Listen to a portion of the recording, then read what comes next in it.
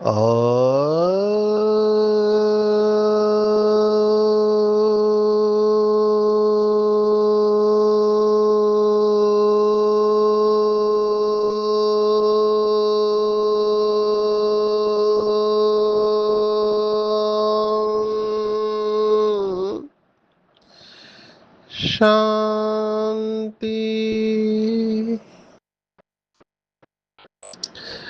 आज 15 मई 2026 भारत में शुक्रवार है। Today is 15th May 2026 and it's Friday in Bharat. आज की मुरली का जादुई रहस्य स्वयं को प्रेरणा देने के लिए magical secrets of today's Murli for motivating the self। आज की साकार मुरली को अगर हम एक शब्द में सार रूप में याद करें तो वो शब्द होगा वैराग्य। देखो, 3 पर्सनालिटी हिंदू धर्मशास्त्रों ने पोर्ट्रे की है। 3 व्यक्तित्व के बारे में वर्णन है। एक श्री कृष्ण, एक श्री राम और एक है शंकर की पर्सनालिटी। अभी इन तीनों में देखो, शंकर और शिव को तो मिलाया जाता है, लेकिन निराकार और साकार का जो द्वंद्व है उसमें श्री कृष्ण को इतना पसंद क्यों कर रहे हैं? क्योंकि श्री कृष्ण संपूर्ण अवतार कहते हैं भक्ति मार्ग में। श्री राम को मर्यादा पुरुषोत्तम कहा गया है कि जीवन में मर्यादाएं क्या होती है, आदर्श व्यक्तिमत्व तो वो श्री राम का बताया हुआ है। लेकिन उसके बावजूद श्री कृष्ण को लोग पसंद करते हैं। ऐसे नहीं कि श्री राम को पसंद नहीं करते हैं, लेकिन श्री राम को समझना वैसे सरल है, लेकिन श्री कृष्ण को समझना थोड़ा मुश्किल हो जाता है।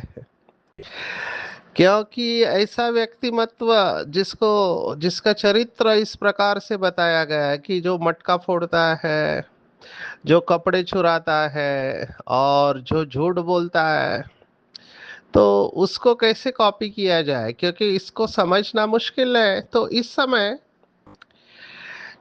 लोग श्री कृष्ण की पर्सनालिटी को क्यों फॉलो कर रहे हैं? क्योंकि उसने जीवन को आनंद आनंद उठाया है जीवन का। लेकिन अगर उसके टोटली अपोजिट आप देखो तो शिव हमेशा वैरागी दिखाया हुआ है, शमशान में साधना करते हुए।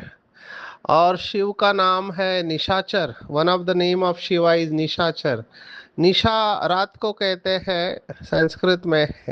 मैं उड़ीसा में जाता हूँ तो वहाँ पे नशा को निशा बोलते हैं, लेकिन हिंदी में संस्कृत में निशा अर्थात रात।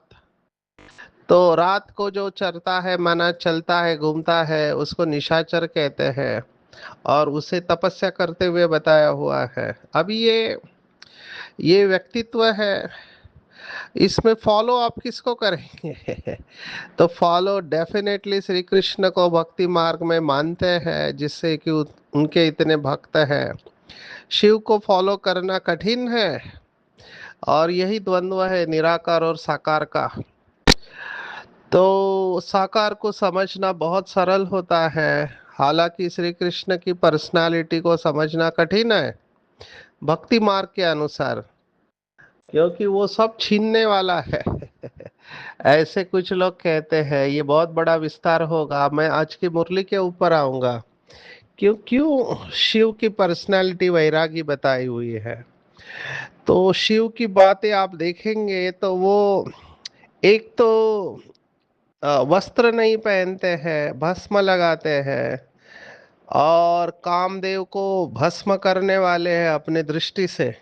इसलिए शिव का एक नाम कामारी भी है, जिसने काम का वध किया, भस्म किया तीसरा नेत्र खोल के। तो हमको आज की मुरली से ये लेना चाहिए। मुझे ऐसे लगता है, वैराग्य शब्द मैंने क्यों लिया? क्योंकि बगैर वैराग्य के कुछ भी हासिल नहीं किया जा सकता जीवन में। सिर्फ वैराग्य की व्याख्या आप क्या करते हो उसके ऊपर है। टिपिकली लोग समझते हैं वैराग्य माना सब कुछ छोड़ देना और जंगल में चले जाना, या भारत में कहते हैं हिमालय में चले जाना। अब ये वैराग्य नहीं है। मैं जो वैराग्य की बात कह रहा हूँ वो बाबा की व्याख्या है, जो श्रीमद् भगवत गीता भी कहती है 6 अध्याय में। जब अर्जुन ने पूछा कि मन बहुत चंचल है, चंचलम ही मना कृष्णा प्रमाथि बलवद दृढ़म तस्याहम निग्रहम मन्ये वायोरिव सुदुष्करम, माना मेरा मन वायु के समान चंचल है, उसे कंट्रोल करना बहुत कठिन है, निग्रह करना। तो क्या करूं? और भगवान वाच है असंशयम महाबाहो मनो दुर्निग्रह चलम, माना मन को कंट्रोल करना कठिन है। अर्जुन मैं तेरे से सहमत हूँ, लेकिन फिर बात अगली लाइन पर भगवान वाच है अभ्यासेन तो कौन्तेय वैराग्येन च गृह्यते। देखो क्या सॉल्यूशन दिया है, फैंटास्टिक सॉल्यूशन है। आजकल के स्कूल के बच्चों को भी, कॉलेज यूनिवर्सिटी गृहस्थी वालों के लिए, सबके लिए ये फॉर्मूला लागू पड़ता है। वो है अभ्यास और वैराग्य। माना जिसको कहानियों में जो लिखा हुआ है कि अर्जुन को पूछा कि तुमको क्या दिखाई दे रहा है, माना पांडवों को पूछा तो पांडवों ने कहा पेड़ दिखाई दे रहा है, आकाश दिखाई दे रहा है, पंछी भी दिखाई दे रहा है। लेकिन अर्जुन अर्जुन का जवाब था आंख की पुतली का केंद्र। अब ये बहुत पावरफुल जवाब है। लक्ष्य को लेकर चला अर्जुन। इसको हम अंग्रेजी में कहते हैं focus of the focus. Focus ही नहीं, फोकस ऑफ द फोकस। आंख के पुतली का केंद्र ही दिखाई दे रहा है, मुझे और कुछ भी दिखाई नहीं दे रहा है। इसको मैं कहता हूं वैराग्य। मुझे अपने लक्ष्य के सिवा और कुछ भी दिखाई न दे। और ये तभी संभव है जब आपके अंदर वैराग्य हो। देखो बाबा ने मुरलियों में हमेशा कहा कि अंदर में रहने वाले माना समर्पित भाई बहनों से बाहर रहने वाले भी तेज जा सकते हैं, क्योंकि शास्त्रों में ऐसा वर्णन है कि अर्जुन से तेज कौन गया? तो एक भील गया जिसका नाम है एकलव्य। अभी उसके पास ये था अभ्यास और वैराग्य। माना जो अर्जुन की विशेषता थी वो एकलव्य उससे एक कदम आगे था। देखो अर्जुन को सब सुख सुविधा मिली थी, माना वो राजपुत्र था, राजा का बेटा था, तो उसके लिए रहने का मकान सब कुछ था, और गुरु साक्षात द्रोणाचार्य जैसे मिले थे। जबकि एकलव्य को तो ये सब नहीं मिला, लेकिन उसके बावजूद वो अर्जुन से भी सर्वश्रेष्ठ धनुर्धर बन गया। पर किस आधार पर? तो यहाँ पर हमको समझना चाहिए। इसका अर्थ मैं इस तरह से लेता हूँ कि आपको अगर तपस्या करनी है तो आपको साधनों की जरूरत नहीं है। बाबा ने हमेशा जो शब्द दिया है वो है निराधार तपस्या। हमारी तपस्या निराधार होना चाहिए। मैं कई बीके भाई बहनों को देखता हूँ कि लाल लाइट जब तक नहीं हुई है, गीत नहीं बजा है, तब तक इनका योग ही नहीं लगता है। या कई लोगों को अमृत वेला चाय पीने के बगैर योग नहीं लगता है। तो ये सब चीजें अगर मिल रही है तो खुश हो जाना चाहिए कि भगवान को धन्यवाद दो कि ये सब सुविधा बाबा ने हमारे लिए दी हुई है। हमारे घर में एसी है, तो धन्यवाद करो परमात्मा को, ये भी हमारे कर्मों का फल हमको मिल रहा है। हमारे पास लाल लाइट है, गीत है, और हम उसके आधार पर योग कर पा रहे हैं, ये बहुत अच्छी बात है। लेकिन मेरा भाव ये है कि जब ये नहीं मिले तब ये नहीं होना चाहिए कि हमारा योग ही नहीं लगे, ये सब साधन नहीं है। तो नहीं, हम दोनों अवस्थाओं में स्थिर रह सके ये हमको अभ्यास करना चाहिए। इसलिए बीच बीच में बगैर गीतों के, बगैर लाल लाइट के, या बगैर साधनों के आपको अभ्यास करना सीखना चाहिए। अभी कल मैं यहाँ का अनुभव सुनाता हूँ। मैं पूना में हूँ, तो यहाँ पर धनकवड़ी सेंटर में रात को लाइट चली गई। अभी लाइट चली गई तो क्या करे, अंदर सफोकेशन, क्योंकि हवा ही नहीं है। तो फिर हम टेरेस पे गए।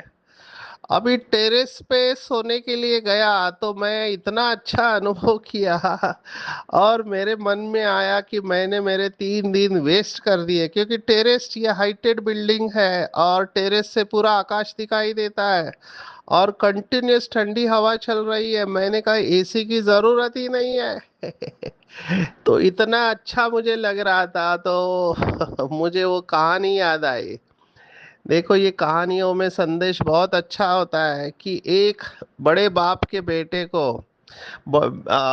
को उसके बाप ने गांव में भेज दिया ताकि उसे पता चले गरीबी क्या होती है। क्योंकि ये अमीर बाप का बेटा था, तो 1 महीने तक गांव में रहने के लिए भेजा ताकि वो समझ जाए कि कितना कठिन होता है जीना और लोग कैसे जीते हैं। 1 महीने बाद जब वो घर पे आया तो उसके पिताजी ने पूछा, पता चला गरीबी क्या होती है? तब वो बेटे का जवाब सुनकर उसके पिताजी भी चौंक गए, क्योंकि बेटे ने कहा, पापा आपका बहुत बहुत शुक्रिया कि आपके वजह से मुझे पता चला कि हम लोग कितने गरीब हैं। तो पिताजी कह रहे, क्या बोल रहे हो तुम? बोल रहे, नहीं पापा, हमारे पास तो एक स्विमिंग पूल है जिसमें हम स्विमिंग पूल में स्नान करते हैं, लेकिन उस गांव में मैंने देखा बहुत बड़ी नदी है और सभी नदी में नहाते हैं। तो हमारे से स्विमिंग पूल से बड़ा तो वो नदी है और नेचुरल पानी है वहाँ पे, पहाड़ों का पानी है, शुद्ध पानी है। हमारे घर में 2 कुत्ते हैं, डॉग है, जिनको हमको संभालना पड़ता है, कितना ध्यान रखना पड़ता है। वहां पे के कुत्तों की फौज ही फौज है और सब लोग उन्हें खिलाते हैं, इस पूरे गांव की वो रक्षा करते हैं। और हमारे घर में आपने मेरे लिए लाइट वगैरह लगा के रखी है मेरे बेडरूम में, लेकिन वहां पे तो छत ही नहीं है। मैं तो केवल बेडरूम को, छत को देखता हूँ बेडरूम के। वहां पे तो मैं आकाश के नीचे सोया था और आकाश में मैंने इतने सुंदर तारे देखे। आपका बहुत बहुत शुक्रिया पापा कि आपने मुझे वहां पर भेजा, क्योंकि मुझे पता चला कि हम कितने गरीब हैं। अब ये रियलाइजेशन है जो मुझे टेरेस पर जाकर सोने के बाद पता चले। गांव का वायुमंडल हमने भी अनुभव किया है, गांव के खेतों में रहे हैं, वहां पर जो नेचुरल, अभी मैं यहाँ से एक स्थान पर गया, कितने सारे अनुभव मैं आपको सुनाऊं।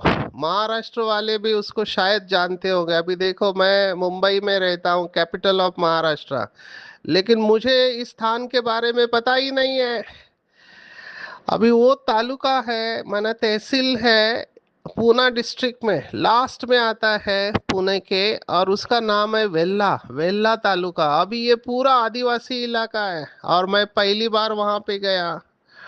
तो वहां पे जो मैंने नेचुरल ब्यूटी देखी, मैं एकदम स्टिल हो गया, माना मेरे मुख से शब्द ही नहीं निकल रहे, विचार स्टॉप हो गए। पहाड़ पर जाकर मैं बैठ के योग कर रहा था, तो मैंने कहा यहाँ का जीवन कैसा है। कोई गाड़ियों का आवाज नहीं है, कोई आवाज नहीं है गाड़ियों का। सामने मुझे नदी बहते हुई दिखाई दे रही है और पहाड़ी पहाड़ है और थोड़े लोग हैं। वो पूरे तहसील की लोक संख्या 2000 है जहाँ पर हम गए थे, और 70 गांव है। और इसका विकास इसलिए नहीं हुआ क्योंकि रास्ते बहुत टफ है, पहाड़ है, कोई जाता नहीं। वहां पर एक गांव ऐसा है जिसमें केवल 10 लोग रहते हैं, उस गांव की लोक संख्या 10 है, आप सोचो। तो मैंने हमारे भाई बहनों को कहा कि आप उधर जाके उसे नशा मुक्त करो, कम से कम एक गांव तो नशा मुक्त करो। हम नशा मुक्ति के ऊपर इतनी सेवा करते हैं भारत में, और अच्छी बात है सेवा करते हैं, लेकिन आज तक हमने एक भी गांव नशा मुक्त नहीं किया है। तो मुझे इसका हमेशा अंदर से रहता है कि कम से कम एक गांव तो हम नशा मुक्त करें। हालांकि हमारी गीता पाठशाला है बहुत सारे गांव में, लेकिन पूरा गांव नशा मुक्त हो जाए ये हमने अचीव नहीं किया है। अगर आपको पता हो तो कृपया मुझे बता दो। हम उसको कॉपी करेंगे, लेकिन आज तक ये हुआ नहीं मेरी जानकारी के अनुसार। ना रूरल विंग वालों ने किया है, ना मेडिकल विंग ने किया है, और किसी विंग ने किया हो तो मुझे पता नहीं है। अगर किसी को पता है तो जरूर बताए। नशा मुक्त माना उस गांव के कोई भी व्यक्ति नशा नहीं करे, उस गांव के एंट्री एग्जिट पे आने जाने के रास्ते पे बोर्ड लिखा हुआ हो कि इस गांव में नशा करना मना है करके, किसी भी प्रकार का, न तंबाकू शराब न ड्रग्स। और उस गांव के पंचायत समिति ये अडॉप्शन ले कि हम अपने गांव को अपनी इच्छा से नशा मुक्त कर रहे हैं, और कोई अगर नशा करते पाया गया तो उसको इतना फाइन है, 500 1000 रुपया जो भी है। तो ये ब्रह्मा कुमारी ने आज तक किया नहीं है, और मेरी बहुत इच्छा है कि कोई करे। तो जब मैं यहाँ गया, 10 लोक संख्या वाला गांव, मैंने कहा आप इसके ऊपर काम करो। वहां पे लोगों के पास गए तो वो पहला खाना मांगते हैं, हमको खाने के लिए अच्छी चीजें लेके आओ। माना गरीबी देखो कितनी है। आज भी वहां पर 2 किले हैं इस वेला में। वो किले हैं छत्रपति शिवाजी महाराज ने बनाए हुए। वो किला है, एक तो तोरना है, दूसरा मुझे उसका नाम नहीं याद आ रहा है, शायद राजगढ़ होगा या और कोई होगा। तो आप, अच्छा, तोरना और तो शायद दूसरा फोर्ट शिवनेरी है। तो इन दोनों के बीच में रोपवे बनाने का प्रोजेक्ट है। तो उसके बीच में एक ही व्यक्ति रहता है, खाई है उसमें, और आज भी उधर लाइट नहीं है। आप सोचो, माना आज भी ऐसे लोग हैं जो बगैर लाइट के जी रहे। तो सभी जो ट्रैकर्स हैं उस एरिया में जाते हैं और उनसे मिलते हैं, तो वो उसके पास मोबाइल भी नहीं है क्योंकि नेटवर्क नहीं है, ना उसके पास लाइट है उस व्यक्ति के पास, पर सभी उसके साथ फोटो वीडियो लेते हैं और हर एक का वो नोट्स लिखता है, उसको लिखना आता है। तो मैं सोच के हैरान हो गया था, 2026 आया है और एक ऐसा इलाका है जहाँ पर लाइट नहीं है, मोबाइल नहीं है, लेकिन एक व्यक्ति उधर रहता है। तो ये नेचुरल ब्यूटी है, मैं आपको बता रहा था, निसर्ग में बहुत अच्छी चीजें हैं। शहरों से हटकर अगर हम गांव की तरफ जाए तो हम नेचुरल ब्यूटी बहुत देख सकते हैं। मैं आता हूँ मुरली के ऊपर, ये सब बताने के पीछे मेरा भाव यही था कि बाबा ने कहा है फोकस होके चलो। वहां पर वो तोरना फोर्ट पे एक माता है जो मधुबन जाके आई है। अभी आप सोचो, वो पैदल जाती है रोज फोर्ट के ऊपर, और उसके पास 80 गाय और भैंस है। वो कैसे संभालती है अपने परिवार के साथ? उसका 7 डेज कोर्स हुआ है।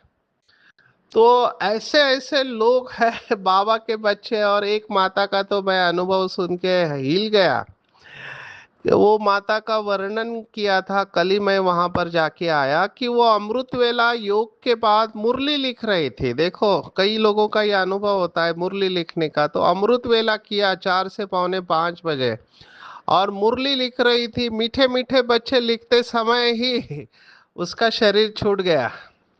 ये भी मैं अच्छी मौत कहूंगा कि गंगा जी का जल हो, जब प्राण तन से निकले। ये भक्ति मार्ग में जो प्रार्थना है, गंगा का तट हो, सावरा निकट हो, ऐसे ही इस आत्मा का भी शरीर। एक माता जो 9 महीने से ज्ञान में चल रही थी, और इस गांव में तो बाबा के बच्चे कहाँ कहाँ पर है। मैं सोच सोच के हैरान हो रहा था कि बाबा की कितनी अनटोल्ड स्टोरीज है। ये स्टोरीज पूरे ब्राह्मण परिवार को पता होनी चाहिए कि बाबा के योगी तपस्वी बच्चे कहाँ कहाँ है। अगर आप ऐसे स्थान पर जाओ तो योग के लिए कोई मेहनत नहीं है, आसानी से, क्योंकि नेचर ही इतना अनटच है कि आप बैठो और बाबा के पास चले जाओ। ऐसे स्थान भारत में बहुत स्थानों पर, बहुत जगह पर होने चाहिए। एक वो हिमालय में स्थान हमने सुना है, अभी ये प्रैक्टिकल है या ये थेरोटिकल है हम नहीं जानते, उसको ज्ञानगंज कहते हैं। और उसको पोर्टल कहा गया है, नई दुनिया का पोर्टल। पोर्टल माना ऐसा स्थान जहाँ पे तपस्वी आत्माएं आती है और कहीं चली जाती है अपनी योग के बल से। तो ये भक्ति मार्ग में मान्यता है, वहां जाने के बाद गायब हो जाते हैं और बहुत सारे पावरफुल वाइब्रेशन होते हैं, उसको पोर्टल कहते हैं। तो मेरा कहने का भाव ये था आप सबको कि बगैर वैराग्य के जो हम चाहते हैं कि हमारा मन हमारे कंट्रोल में आए, हमारे संस्कार बदले, वो नहीं हो सकता। बाबा ने तो स्पष्ट मुरली में कहा हुआ है। एक तो भक्ति मार्ग की हमने बात देखी, भगवत गीता की अभ्यास और वैराग्य, हमने अर्जुन और एकलव्य का उदाहरण देखा, और ये सब जो जंगल में रहने वाले बाबा के बच्चे हैं, ये एकलव्य की तरह ही है। भले दुनिया इनको जानती नहीं है, ये सोशल मीडिया पर नहीं है, ना इनका कोई वीडियो है, लेकिन बाबा के साथ ये जुड़े हुए हैं। और शायद अभी ये टू मच अर्ली होगा, शायद ये बहुत अच्छी तपस्या करने वाले हैं, हम नहीं जानते हैं। लेकिन जब ऐसे ऐसे स्थान पर हम जाते हैं तब हमको वहाँ की सत्यता पता चलती है। बाबा को ये क्यों कहना पड़ रहा है, शिव का जो पार्ट है कि उसे वैरागी दिखाया है, क्योंकि बाबा का एक नाम है महाकालेश्वर और निशाचर है।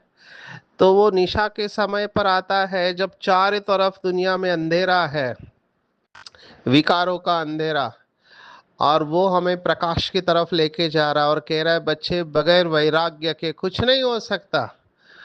अभी जो रोज मुरली सुनता है, योग करता है, उसे ये स्पष्ट रूप में समझ में आ जाता है कि अगर मेरी बुद्धि पुरानी दुनिया में जा रही है तो मेरा योग लगना संभव नहीं है।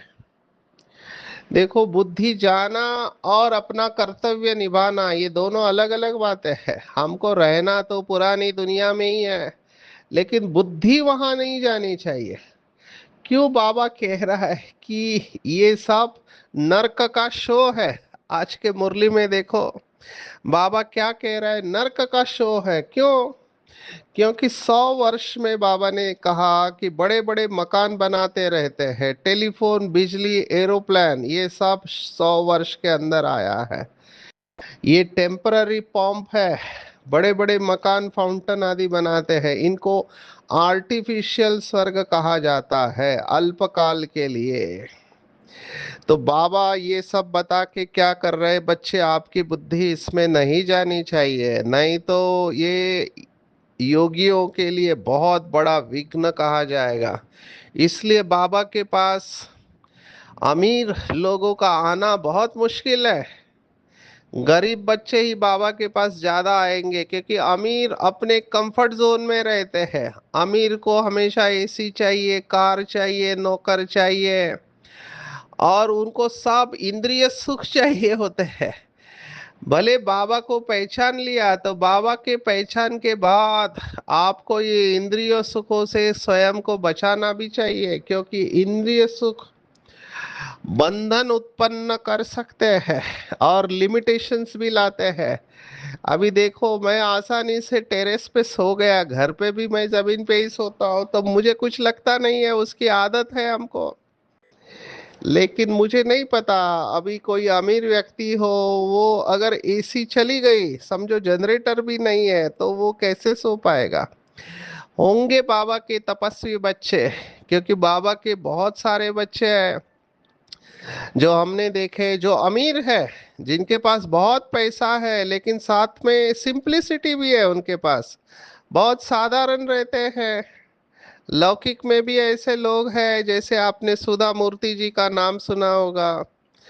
बहुत सिंपल रहते हैं ये अमीर लोग। कुछ ऐसे होते हैं, हालांकि संख्या कम है, लेकिन दोनों में भाव ये है कि पुरानी दुनिया के नर्क के शो में हमारी बुद्धि नहीं जानी चाहिए, क्योंकि ये सब अल्पकाल का है। अगर हमने इसकी आदत लगा दी तो फिर जब ये नहीं मिलेंगे तब बहुत तकलीफ हो सकती है।